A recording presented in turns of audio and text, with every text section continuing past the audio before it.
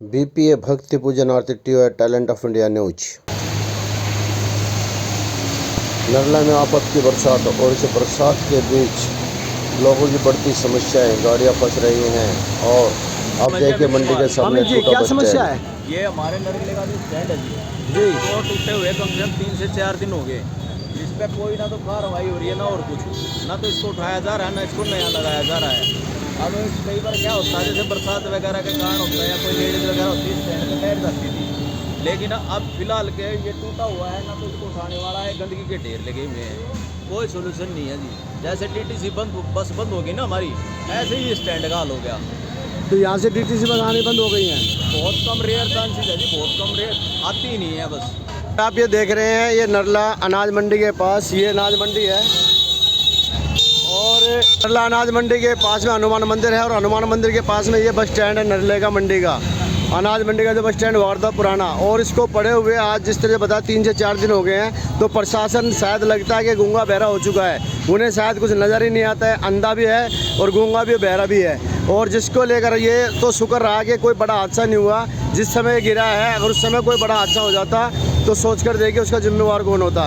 प्रशासन हमेशा जो है अनदेखी करता है, प्रशासन की आंखें बंद रहती है। उन्हें मालूम है कि उनके बस स्टैंड कहाँ पर किस हालत में है, लेकिन उन्हें देखने वाला कोई नहीं है।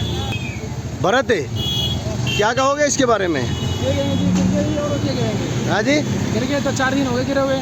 4 दिन कोई देखने नहीं आया इसको? हाँ, देखने तो कोई नहीं आया।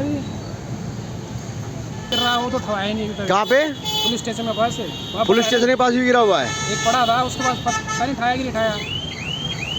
उठाने कोई नहीं आता। जनता आवाज़ तो उठाती है लेकिन उनके सुनने वाला शायद कोई नहीं है, क्योंकि सरकारें सब गूंगी बहरी हो जाती हैं। चुनाव से पहले बहुत बड़े बड़े वादे किए जाते हैं, लेकिन चुनाव के बाद वो सभी वादे भूल दिए जाते हैं। और जिस तरह से बताया जा रहा है कि यही नहीं, नरला ही नहीं, अभी तो और भी जैसे नरला विधानसभा क्षेत्र के अंदर बहुत सी जगह इस तरह के बस स्टैंड मिलेंगे। और अगर आप जाकर देखेंगे तो दिल्ली के बहुत से कोनों में इस तरह के बस स्टैंड जो है आपको गिरे हुए मिल जाएंगे, या टूटे हुए मिलेंगे, या जिनकी हालत बिल्कुल जर्जर हो चुकी होगी। कभी भी कोई बड़ा हादसा होने का अंदेशा होगा, लेकिन बावजूद उसके फिर भी सरकारें जागती नहीं हैं। लगता है कि उन्हें जो है, या स्थानीय नेता जो जिस समय वोट मांगने के लिए आते हैं उस समय तो बड़े बड़े वादे करते हैं, लेकिन जब चुनाव जीत जाते हैं तो उसके बाद जनता को भूल जाते हैं। और शायद लगता है उन्हें कि 5 साल की मलाई है, आराम से बैठकर खाइए, कौन देखने वाला कौन सुनने वाला है। और जनता जो भी आएगी एक ही बात कहने के लिए सबके पास होता है कि तुमने मुझे वोट थोड़ी दी है। अब सोच कर देखिए, इस बस स्टैंड पर अगर मान लिया कोई बैठा होता उस समय, जिस समय हादसा हुआ, तो कितना बड़ा हादसा हो सकता था। और किसी के भी घर का चिराग, किसी के भी घर का कोई भी सदस्य इसकी भेंट चढ़ सकता था। तो कृपा कर हम सरकार से यही कहेंगे कि रेखा जी थोड़ा ध्यान दीजिए, और मुझे आप भी थोड़ा ध्यान दीजिए, क्योंकि ये आप ही के अंडर आता है ये थोड़ा।